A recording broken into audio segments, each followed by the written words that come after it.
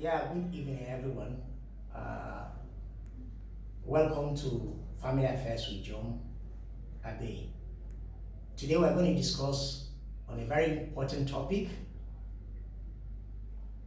The topic is: do couples need to keep their personal space? Do married couples need to keep their personal space?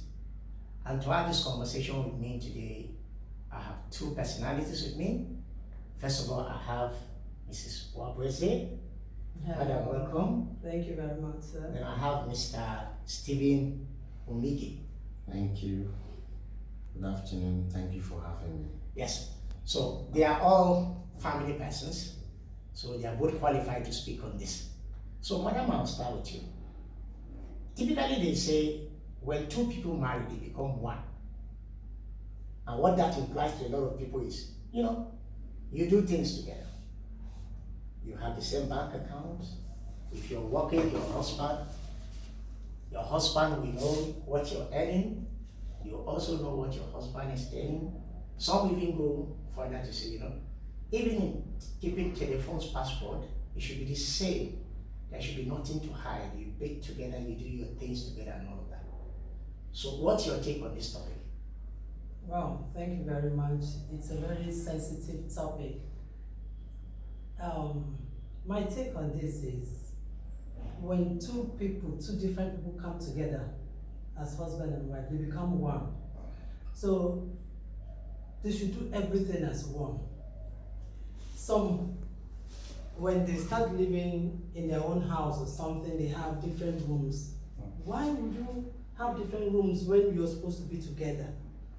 So most times when they're different rooms, something might happen and one of the spouses will not know what happened. So they are supposed to be together, pray together, plan together.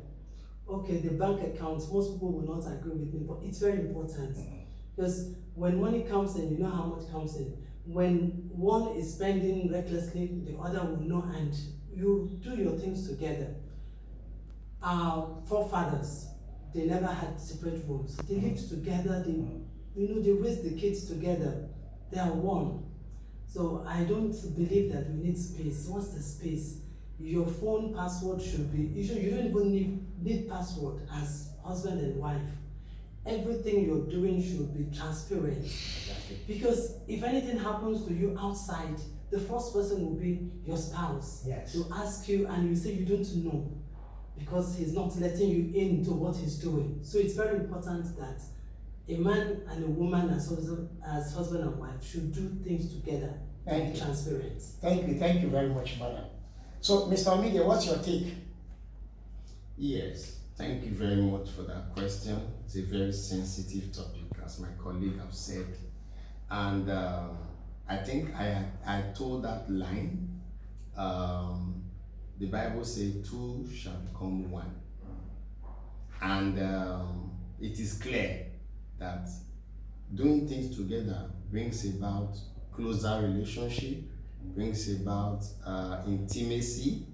But then again, as a man who is married and wants the best for his family, there is need in some areas to draw a line in order not to cause conflict in the family.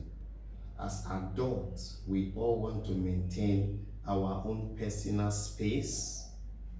We want to maintain our own personal space. We want to have some privacy on certain areas. You don't have to explain every nook and cranny or every last detail of what is happening to you personally. For example, you need to support or help a close family member financially. You don't necessarily need the permission of your wife in supporting certain people. There are sometimes immediate decisions need to be made on the spot. Yes. On certain sensitive areas. Yes. And so you have to take action. But then you discuss these issues with your wife. So this does not mean that you don't love your wife. This does not mean that you don't value your relationship. This does not mean that you don't communicate with your wife. I think these things are a bit personal, and there is no general rule that applies to every relationship. It depends on the kind of partner that you have married, and when you understand what works for your partner, then you just go along with it. Thank you very much, Mr. Omigi, and thank you, Mrs. Wabweze.